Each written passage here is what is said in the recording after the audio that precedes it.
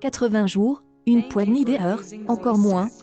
En combien de temps Phileas Fogg, le héros du roman des aventures Le Tour du Monde en 80 jours écrit par Jules Verne en 1872, aurait-il mis à parcourir le globe incognito, Hyperloop lance par le milliardaire Elon Musk, deuxième personnalité de ami par le Time, est en développement super grande vitesse qui dépasserait les 700 km/h. Il repose sur l'idée de faire circuler des capsules pressurisées, ou pod, dans des tubes à basse pression pour s'affranchir des frottements aérodynamiques et frôler le mur du son.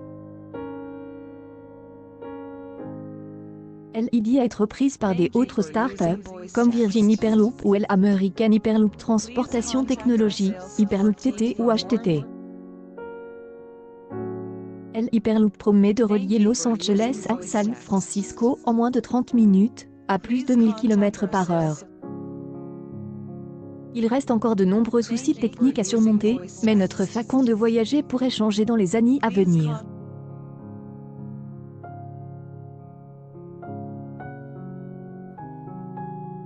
Sans compter l'arrivée des voitures volantes, comme l'Aircar, dont le prototype a reçu un premier vol en juin dernier. Elle pourrait révolutionner notre quotidien.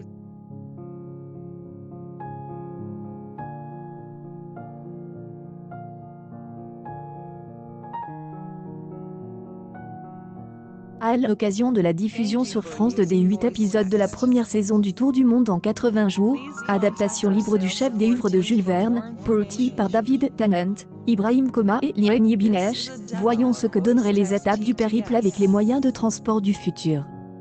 Reprenons les étapes du roman culte de Jules Verne. Phileas Fogg et Jean Passepartout sont partis de Londres et ont mis 7 jours à rejoindre Suez, en Égypte.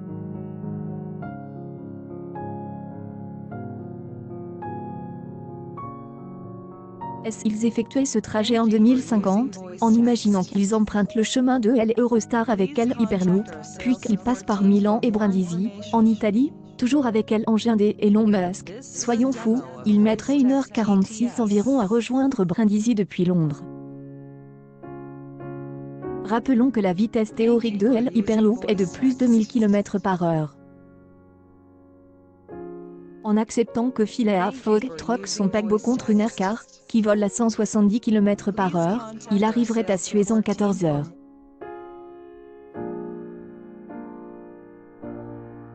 Résultat, en 2050, il mettrait moins de 24 heures à réaliser cette étape, contre 7 jours dans le roman.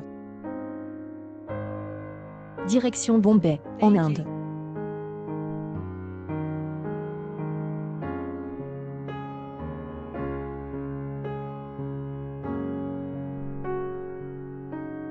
Dans l'œuvre originale, Phileas Fogg a pris un paquebot pendant 13 jours, mais en 2050, il continuera avec l'engin volant inventé par Stephen Klein.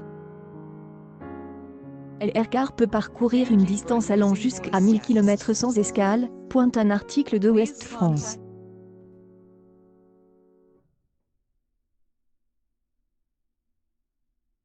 Ici, il lui faudrait une autonomie d'environ 5000 km.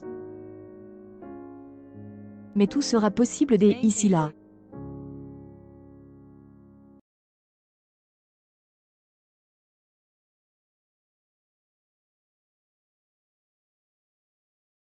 Une trentaine d'heures suffirait, sans compter les 4 escales pour faire repartir la voiture, pour atteindre Bombay depuis Suez.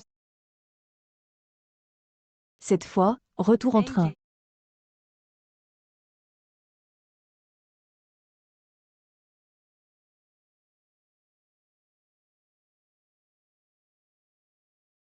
La traversée de l'Inde, de Bombay à Calcutta, c'est 1875 km, selon Google Maps.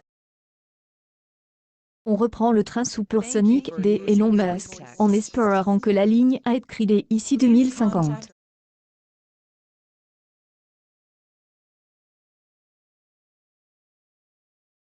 « 2000 km/h, Phileas ferait un trajet d'environ 1h50, contre 3 jours dans l'œuvre originale. Phileas a repris un paquebot pour cette étape et les deux suivantes.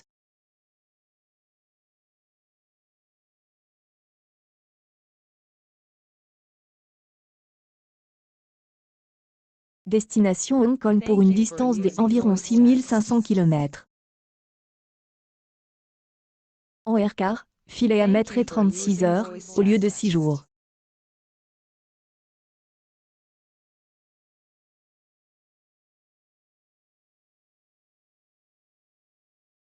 Les soucis techniques, car il n'y a pas d'escale possible au milieu de la mer. Mais on y croit pour 2050.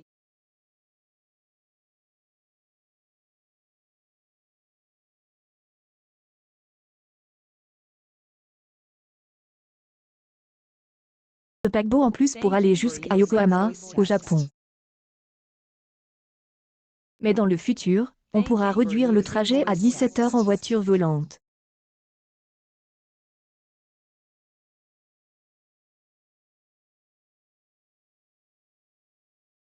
Il lui faudrait plus de 2 jours, 49 heures environ, pour allier San Francisco, aux États-Unis, avec LRK. Un gain de temps considérable comparé aux 22 jours des origines.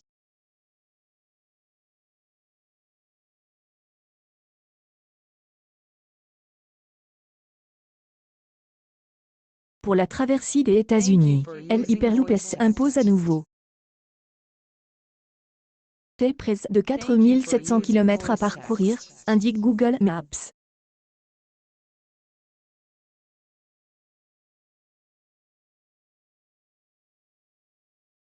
Un coup de train à super grande vitesse et est pris en moins de 5 heures, au lieu de 22 jours.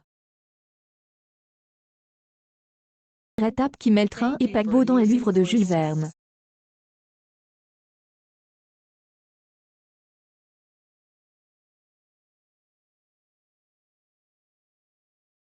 Filet à met 9 jours à traverser l'Atlantique jusqu'à Londres. Il fait une escale à Paris pour reprendre un Hyperloop jusqu'à Londres. Il mettrait environ 34 heures de New York à la capitale francaise en aircar, puis 30 minutes de Paris à Londres. 2050, filet à parcourir le tour du monde en 240 heures, c'est-à-dire 10 jours. Cela ferait 8 fois moins de temps qu'à la fin du 19e siècle.